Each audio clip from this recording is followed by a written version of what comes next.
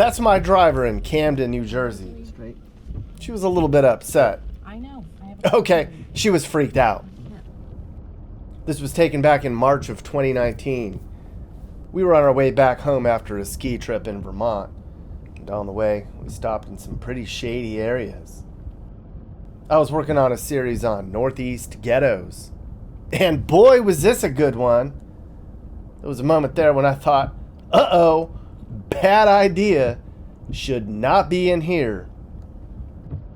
It was raining and early in the afternoon. I picked this part of Camden because everybody told me it was the worst part. They said, Nick, if you really want to see the bad side of Camden, go to the south side. So we did. Usually I go through ghettos and inner cities in the morning before everybody's up. But not this time. There were people milling about. At one point, I almost got blocked in into a narrow street. People were looking, and I was like, this is about as hairy a situation as I've ever been in. That was crazy.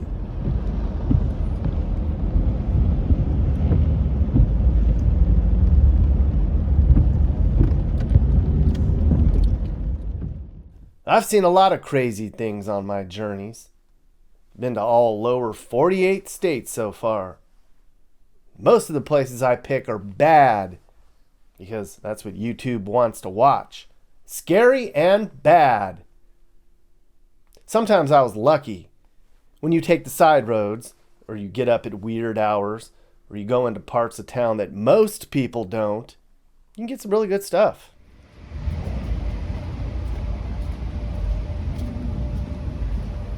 What in the hell? There's nobody out here. This is nuts. So everybody knows downtown Portland's troubled because of the bums. Over the last 10 years or so, the homeless in Portland have really taken over the streets here. They're everywhere.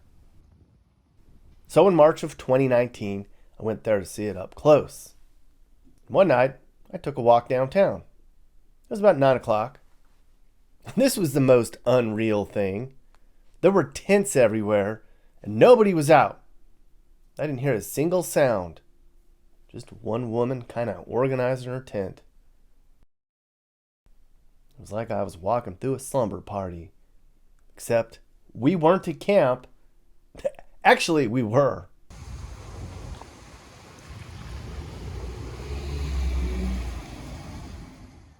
The homeless camps I've seen so far are tragic, but they're fascinating. A lot of times I drive by the homeless camps and I record from the car. It always seems safer that way. Because homeless people are unpredictable. They always said, I'd rather get caught in a black ghetto than in a homeless encampment. I mean, look at this. One day in the Tenderloin in San Francisco, somebody threw a bottle at my car.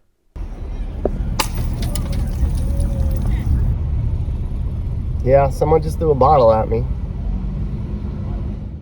Across the bay in Oakland, it was even crazier.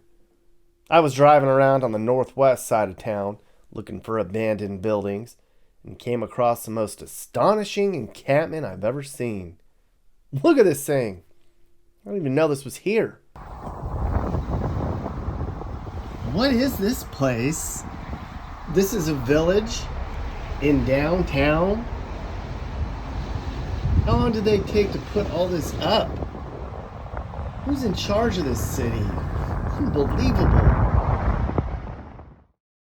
The next day I went into this camp where there were hundreds of people under a freeway. Look at that thing. I met a bunch of people there and they actually had a plan. They were building a community in here. But this was nothing like the village I saw up the road. That didn't even look like the United States.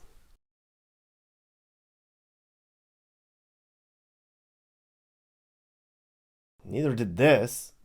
Came across an abandoned homeless village outside of Sacramento one time. It was 10 a.m. on Sunday, and nobody was around.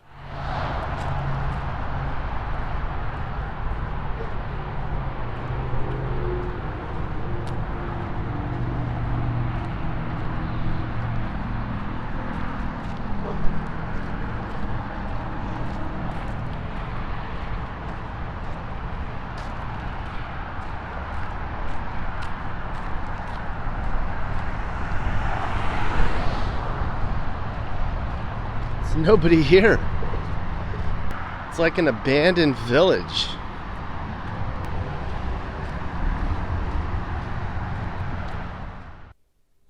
Hey guys, so for the last couple of weeks there's been a lot of talk about election fraud and how our personal information can be used to vote on our behalf. Happens all the time. Well, what do you think they're going to do with the rest of your information? It's out there. Our information is out on the web for anybody to get. Just not too long ago, a couple months ago, a third of us had our personal information taken in a massive data leak online. And it's not just your name and address. It's your phone number, credit history, it's your relatives' personal information, their credit history. It's all out there for anybody to get.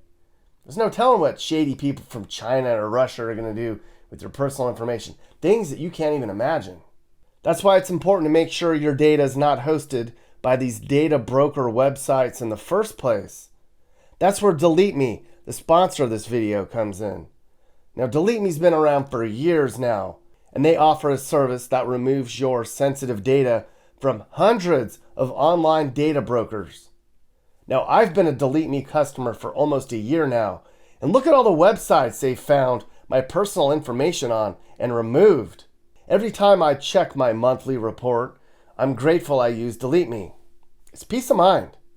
Delete Me removes personal information from data broker databases and secures information like names, addresses, phone numbers. For around $100 a year, they take care of everything. You can opt out to get your information from these data broker websites, but it's hard to do it on your own. It's just so tedious and labor intensive. Now you guys should try Delete Me. Go to joindeleteme.com/Nick Johnson and use Nick Johnson for a 20% discount. That's joindeleteme.com/Nick Johnson, promo code Nick Johnson. I also put a QR code there on the screen. Hold your phone up to it, it'll take you right to it. I also put a link in the description. Try Delete Me. You're going to love it. You're going to need it. Don't be one of a million people that's going to be an identity theft victim this year. Thanks, Delete Me, for sponsoring this part of the video. But there's more to my journeys than homeless stuff and ghettos. One time, we were taking the back roads of Texas on our way to the border from San Antonio. I'd heard about this town called Bandera, Texas. The cowboy capital of the world, they call it. Well, as soon as we got into town, I was like, pull over! Oh my God. Trump land indeed. What? Would you look at that? All Trump shit.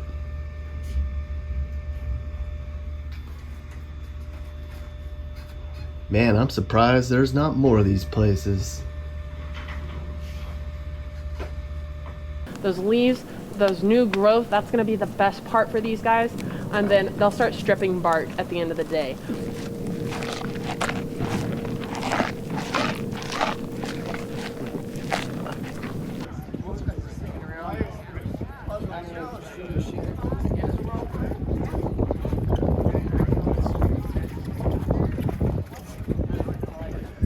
That is the most unusual rainbow I have ever seen. So my manager and I went to Coeur d'Alene, Idaho in the summer of 2023. Wonderful place. Highly recommend it if you want a sensible place to live and you have some deep pockets. We were driving along the lake one afternoon and I passed by a dude wearing an armor suit, fully head to toe. I would have stopped, except I had a great shot going to the lake already. But just my luck, the dude walked all the way downtown and passed me at the bar we were hanging out a couple hours later. Did you make this? I didn't, no. I got it off eBay, actually. You bought it on eBay? Is this the first time you've worn it? No. You wear this a lot? No, just every couple months.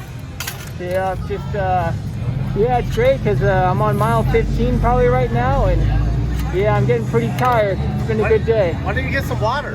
I have been, but I'm getting pretty thirsty. Want to come in and get some water? I'm almost back, but thank you, though. All right. I'm on the final stretch, and fortunately, my mission is almost accomplished, and the journey is almost complete. Okay, good for you. All right, man.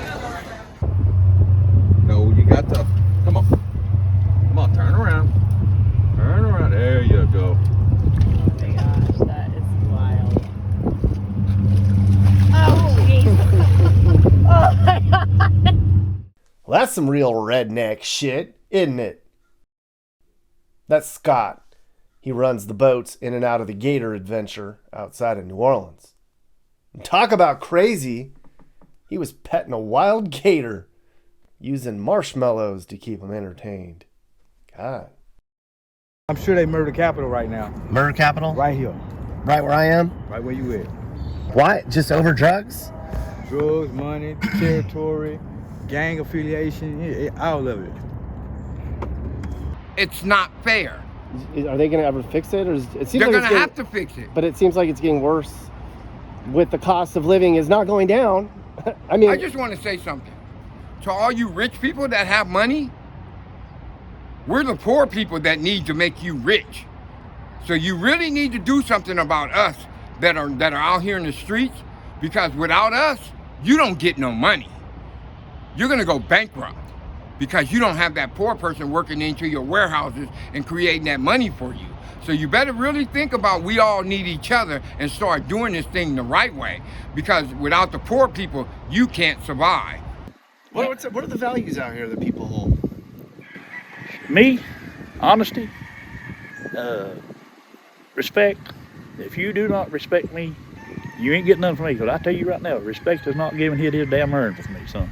I promise you, I'm not a hard dude at all, but now you will respect or else. You respect my place, or you get away from it. You see I don't live no luxurious life whatsoever, but now you will respect my house, or you will get the hell out of it. Now, I don't care if that's my family. I don't give a shit if it's you. I don't care who it is. You will respect my family and my house, or you'll have to leave. Or you'll have to take me out somewhere, you know. So that's just the way it is. Yeah, I talk to a lot of people.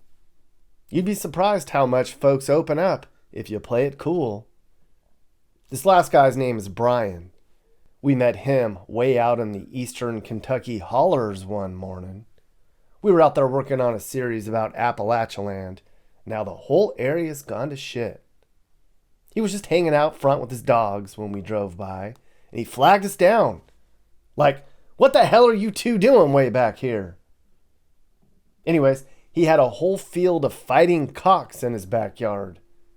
Roosters that he would one day put to battle. I'm assuming for money. I've never seen that before. They look like good fighters, I guess. But how do you know? Look, makeup, some lady or some guy came over. Oh, money. I got some money. I got some Mexican money. So I was in Texas a month ago on a big road trip. This was right when the border drama was going on. There were these huge migrant surges coming in across the state line down in Eagle Pass. It was out of control. I have a whole video on it. You should watch it. What's going on, man? Media, sir? Media has to be up by the front, off the pavement up there. There's a marker up there. We just can't have anybody down here. Okay. Well, I got down there at the border to see what I could see. But the Border Patrol told me, back up, you can't film here. And then, meanwhile, the Texas National Guard was gearing up to take the Border Authority away from the Border Patrol. That's a whole nother story. But I kind of felt like I was in the middle of it all. Anyways, I just started poking around all over the border where the migrants were crossing over. And what the hell, everyone? I can't open it. Oh, there we go. Let's see what's in it. Oh, drugs? Holy shit. What the fuck? You should have had gloves on, Nick. Well, Mappy, I'm a damn Texan. We're tough. We don't wear gloves except when we're out on the prairie hanging wire. But you could get hepatitis or fentanyl poisoning. Well, if I get poisoned, I'll damn suck it out. That's what we do.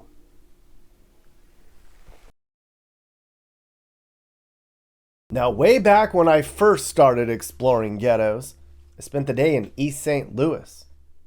Now, if you know anything about that part of the country, you'd know this place is wrecked. Looks like shit.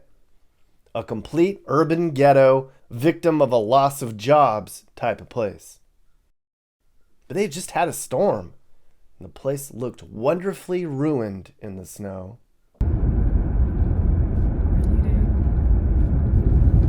It's like makeup on a bruise.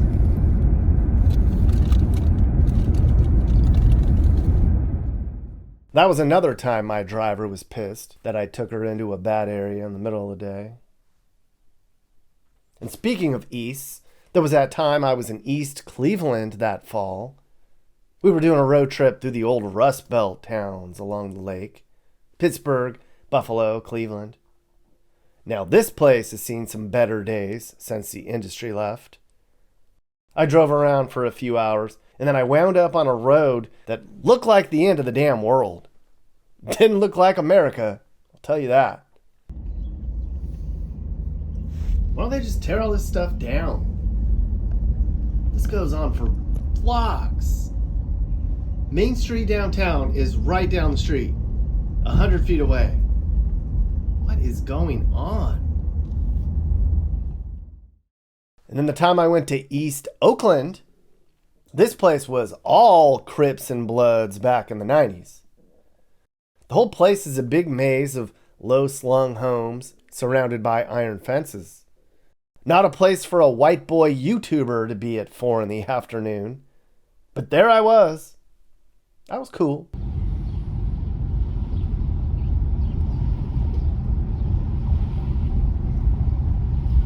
I should probably not be in here.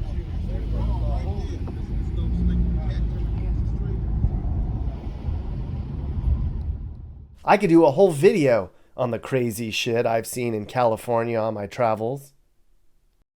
But I saw a lot of good downtown stuff too. One of my favorite small towns I've ever seen is little Wallace, Idaho. Population less than 1,000. This place is tucked into the mountainsides up in the Panhandle. Never seen anything like it. And then, look. I was walking around downtown late one night, and businesses just had their doors open. Nobody around.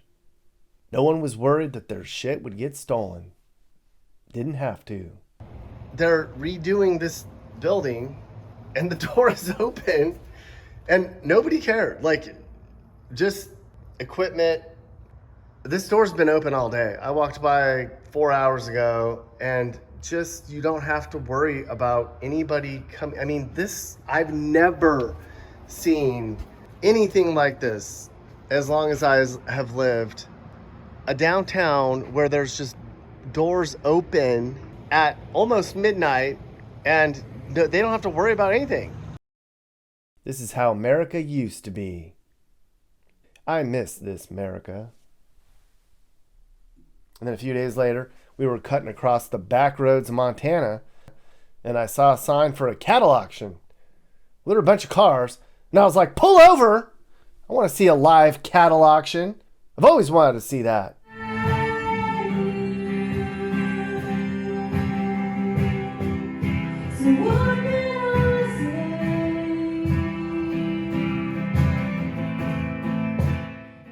Nope. It was church and the cattle auction. Only in Montana and probably Idaho and Texas and maybe Kansas. We were in Indianapolis once working on a video about how dangerous that place has become. I was over on the east side of town. Everybody said, the east side is bad. You should see it, Nick. So I went to the worst housing project on the east side, which was dumb. This place was trashed. Half of it was abandoned. They were burning trash in the front yards. That was crazy. Okay. But if you don't leave the property, you're going to be in more trouble because now you're trespassing. Okay. Leave the property. Why? I'm just asking you why. Because you're a thief. I'm a thief? What did I steal? Let me say it again. He's a thief. What did I steal? Get out of here, man. I took a blanket from another room because the blanket that I was given... Get off the property.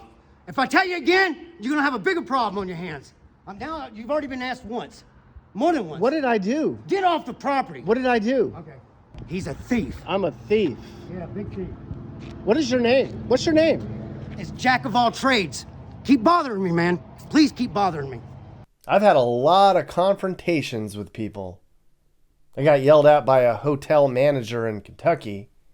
Said I was stealing extra bedding from his ghetto hotel. That was not true. And then this weirdo in West Virginia got mad and threw yoo-hoo on me because I had asked why West Virginians are anti-gay.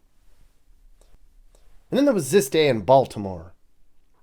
I had pulled over to make a personal phone call in the hood, and bad idea, some crazy guy tried to open the back door on me. We'll, and Valerie will be here, so we can get it all done. Yeah. So. All right. No idea what he wanted or what he was going to do. I'm just glad I had the door locked. I've had better days. Can I talk to you? Absolutely. Do you live here?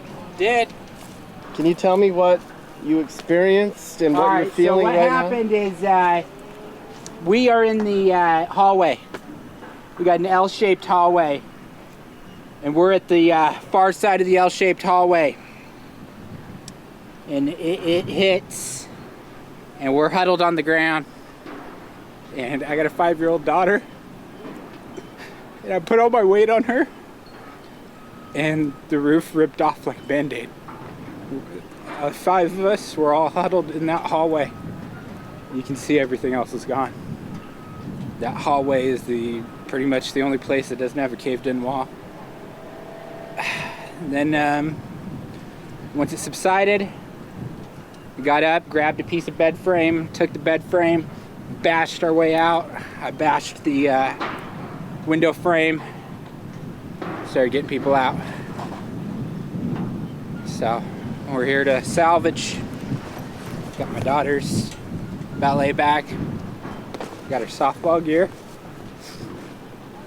Yeah, so that's where we're at. We were crisscrossing Arkansas in the spring of 2023, and there were tornadoes every other day. I came across a community called Wynn, where a tornado had hit the day before. Shit was crazy.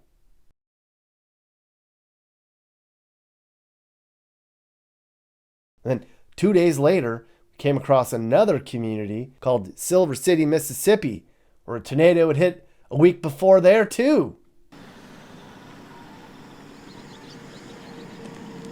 There's nothing left.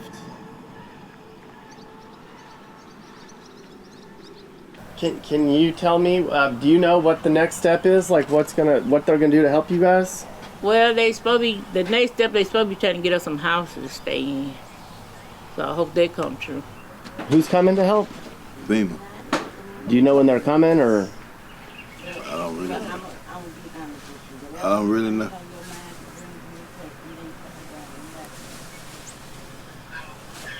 Yeah. Where are you gonna live for right now? That's my niece.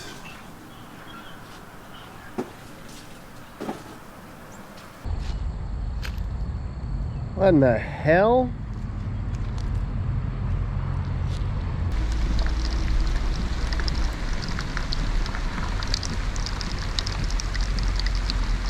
It just looks like the end of the world in here. I think the craziest place I've ever been to is Jackson, Mississippi. The place is a total wreck. It's poor. It's just sad. I came here right in the middle of a hurricane storm thing that dumped a half a foot of water when we were here.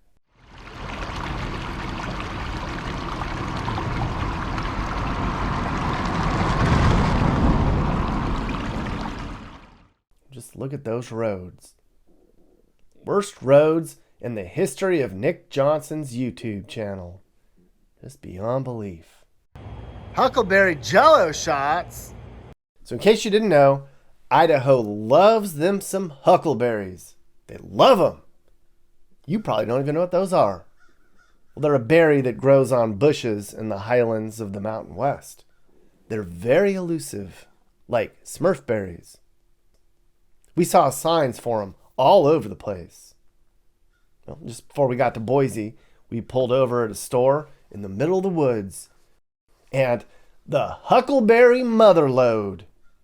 Huckleberry candy, huckleberry pepper jelly, huckleberry popcorn, huckleberry fudge, God, huckleberry chocolate bars, huckleberry jam, huckleberry barbecue sauce, huckleberry coffee, and huckleberry lollipops, and ice cream. Huckleberry cheesecake. Can I ask you a question about it? I'll get out of here. I don't know. What's the question? Tell me about the huckleberries and why they're so popular and all that. Not too many states have them, number one, and you can't commercially grow huckleberries. So, you have to come up to places like this, which is halfway in between New Meadows and Council. And we are loaded with huckleberry bushes around Lost Lake Reservoir. So, funny thing about huckleberries is God has a sense of humor, because you have to pick a huckleberry one at a time, and they're not together like grapes. So you gotta go low, you gotta go high. So this fat boy, no way. I'm not picking huckleberries. I went back home to San Bernardino to talk about how dangerous it's become. Apparently, my former hometown is now the most criminal place in the state. The biggest pile of turd in the dog park. Well, I was lucky enough to catch several raids live in action. I know. I was just driving around town. I kept seeing helicopters circling, so I went there. All right, so I'm just driving around. Came across a big old incident going on Arrowhead Street, maybe a mile from where I grew up. Let's go take a look. The first time, it was some dudes with machine guns that had kicked down the door of a gang member. Never thought I'd see that 2 miles from my old neighborhood.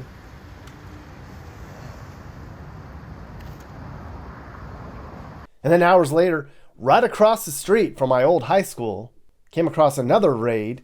They had busted a drug distribution center. Had like 30 people in cuffs. And all the neighbors said, I live right next door, and I didn't even know this place was even here. Tons of people in cuffs.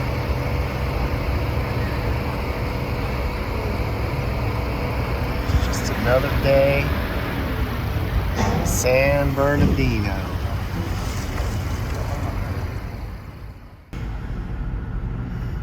Yeah, he's really at the edge. He is absolutely at the edge. Oh, God. And then the next day, I was downtown, and I saw a guy who was threatening to jump off a building. I hung out for about 30 minutes and just watched. The cops seemed bored. Do you think he's going to jump? I hear later he did jump, but he didn't die. Just got hurt. What are you doing? Huh? Pepe Le Pew? Is that your name? Pepe Le Pew? Hey. Can I ride you one day? Huh? Could I ride you? You smell those beaver nuggets, don't you? Yeah. Oh, you're gonna let me pet you? Okay. Okay. You never know what you're gonna see when you get off the main roads. Back in the sticks. So put that phone down and take a trip somewhere. Take your time getting there. Stop and look at things and talk to people. It's fun. Player came in with a time of 52.496. Are you looking to move and need advice? I do consulting. That's right. I'll sit down and talk about where the next perfect place for you and your family should be. I do it all the time. Together, let's find you a new home that's safe and checks all your boxes. And I can also help you find your new house, too. Email me and I'll work with you on not just helping you figure out where to move, but I can help you find your perfect home, too. That's right. I know awesome, reliable agents all over the country, and I'd love to connect you to somebody who can help you search for that perfect home. Hey guys, if you learned something new about America or what it's like to live in America, great. you should think about subscribing and turning on your notifications. You can also click one of these videos or playlists for more. This is Sage, Nick's manager. This has been a Corner House Entertainment production.